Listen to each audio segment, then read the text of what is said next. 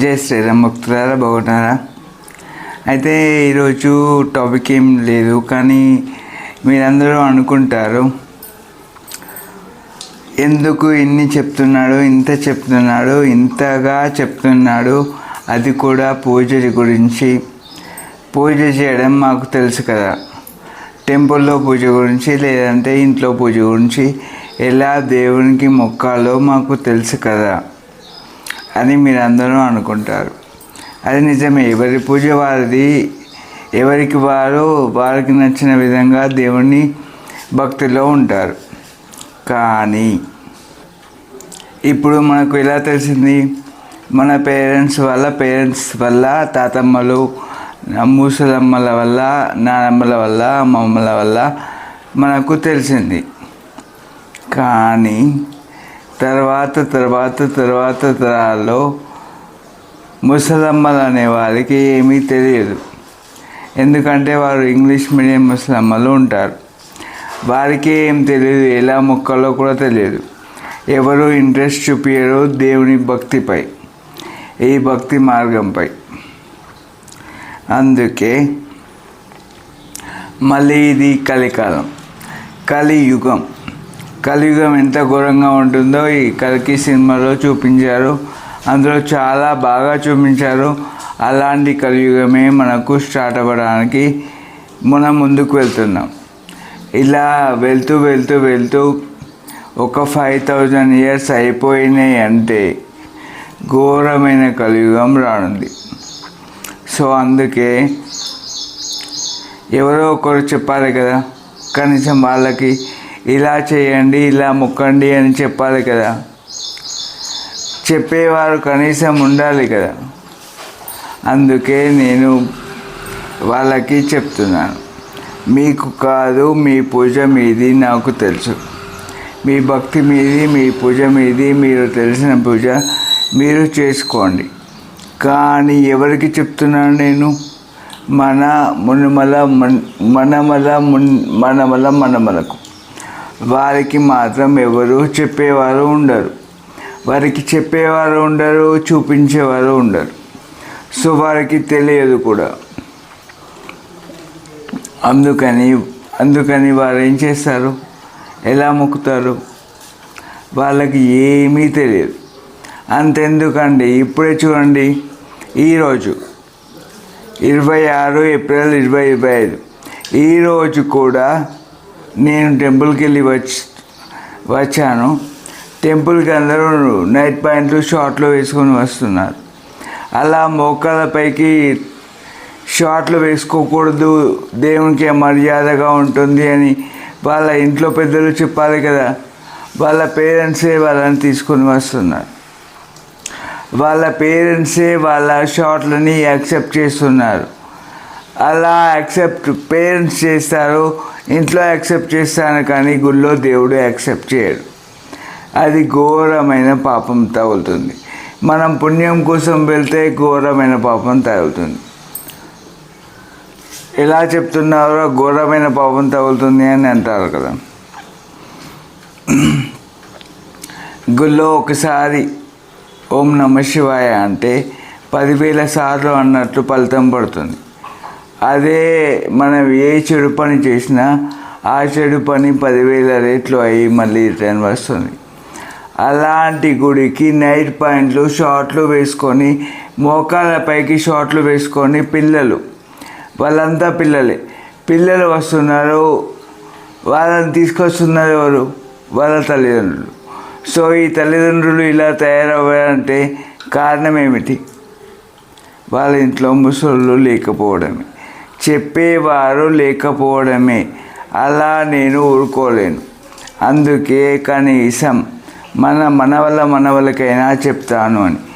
అరే నువ్వు అంటున్నావు ఘోర కలియుగం వస్తుంది అని, మరి అప్పుడు యూట్యూబ్ ఉంటుందా, ఇంటర్నెట్ ఉంటుందా అని మీరు అంటారు. Very good question. అందుకే వాళ్ళ పేరెంట్స్ అయినా ఇలా పూజ చేయాలి అని కనీసం ఈ వీడియోలని, పూజ చేసే విధానం వీడియోని డౌన్లోడ్ చేసుకొని వాళ్ళకు చెప్తారు. చెప్తే కనీసం వాళ్ళు తిరియక్కుగా జన్మించాల్సిన ఇది కాస్త తగ్గుతుంది. తిరియక్కు అంటే భూమికి అడ్డంగా వెన్నుపాము ఉంటుంది, అంటే అన్ని జంతువులు, మనిషి తప్ప. మళ్ళీ మనిషిగా పుట్టే ఛాన్స్ కనీసం దొరుకుతుంది. కానీ ఇప్పుడున్న ప్రజలను చూస్తుంటే ఎలా ఉన్నారంటే, ప్రతి ఒక్కరూ ఏమవుతుంది, గుడికి ఇంట్లో ఉన్నట్టే వెళ్దాం, ఇంట్లో రా భయ్, ఇంట్లో నువ్వు ఎట్లయినా ఉంటావు, పంచ పైకెడతావు, షార్ట్ వేసుకుంటావు, ఇంట్లో ఎట్లయినా ఉంటావు. కానీ గుడిలో రెస్పెక్ట్ఫుల్గా ఉండాలి కదా. ఎంత రెస్పెక్టబుల్గా ఉండాలి? నువ్వు వెళ్తున్నది ఇక్కడికి, గుడికి ఎందుకు వెళ్తున్నావు నువ్వు? భయం లేదు కొంచెమైనా? చాలా ఇర్రెస్పెక్టివ్, చాలా చాలా పాపం తగులుతుంది. అది కూడా ఒక్కసారి చేసిన పాపం కాదు, 10,000 సార్లు చేసిన పాపం తగులుతుంది. అయితే నేను ఇప్పుడు చెప్పాలనుకుంటున్నది ఒకటే, భక్తులారా, మీరు ఈ భక్తి మార్గంలో ఉండడం చాలా మంచిది. కానీ మీరు గుర్తుంచుకోవాలి, మనం ఏం కోరుకుంటున్నాం, ఎందుకు కోరుకుంటున్నాం, ఎక్కడి దాకా కోరుకుంటున్నాం, అది ఎక్కడి దాకా వస్తుంది. ఇప్పుడు మనం కోరుకున్న ఏదైనా సరే, ఒక జాబ్ అయినా, ఒక ల్యాండ్ అయినా, ఒక బిల్డింగ్ అయినా, అది ఎక్కడి దాకా వస్తుంది? మీరంటారు ఏదైనా మనం చనిపోయేదాకానే వస్తుంది కదా అని. నేను అది అడగడం లేదు. మనం చనిపోయేదాకానే వస్తుంది. అలా రావడం వల్ల ఏం జరుగుతుంది, అది ఎవరు అనుభవిస్తారు? నీ జీవుడికి ఏం కావాలో అది కోరుకోండి, నీ జీవునికి ఏం కావాలో అది కోరుకోండి. మళ్ళీ మానవ జన్మ మంచి ఫ్యామిలీలో కావాలా, అది కోరుకోండి. అంతేగాని ఇవన్నీ చెత్త కోరికలు, డబ్బా కోరికలు, ల్యాండు, బిల్డింగు, ఇది జాబు, ఇదంతా డబ్బా కోరికలు. అవి ఎక్కడి దాకా వస్తాయి? మహా అయితే మనం చనిపోయేదాకా వస్తాయి. మనం ఎప్పటికీ ఇక్కడే ఉండిపోతామా? అలా ఉండం కదా, ఖచ్చితంగా చనిపోతాం కదా. అందుకే మీతో వచ్చేవి మీరు కోరుకోండి. మీతో వచ్చేవి పాపము, పుణ్యము మాత్రమే. లేదు అంటే మళ్ళీ మానవ జన్మ వచ్చేలా, మంచి కుటుంబంలో మనిషి జన్మ వచ్చేలా కోరుకోండి. అంతేకాని ఈ డబ్బా కోరికల్ని కోరుకోకండి.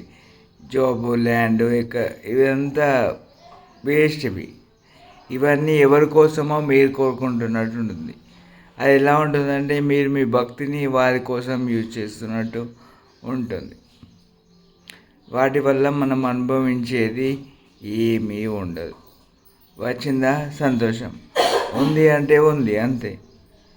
ల్యాండ్ ఉంది, ఇప్పుడు ఒక 100 acres ల్యాండ్ ఉంది, అది నాది, ఓకే అని చెప్పి పేపర్ తీసుకొచ్చి బీరువాలో పెడతాం. అంతేకాని ల్యాండ్ని మలిచి తీసుకొచ్చి బీరువాలో పెట్టలేం కదా. ఆ ల్యాండ్ ఎక్కడుందో అక్కడే ఉంటుంది కదా, దాని పేపర్ మాత్రమే నా దగ్గర ఉంటుంది, అంతే. ఇది అర్థం చేసుకోండి. మీరు కోరుకోవాల్సింది ఏదో, మీ జీవుడికి ఉపయోగపడేది ఏదో అదే కోరుకోండి. అంతేకాని పనికిరాని విషయాలన్నీ, ఇక్కడి విషయాలన్నీ ఏది కోరుకోకండి. అరుణాచల శివ.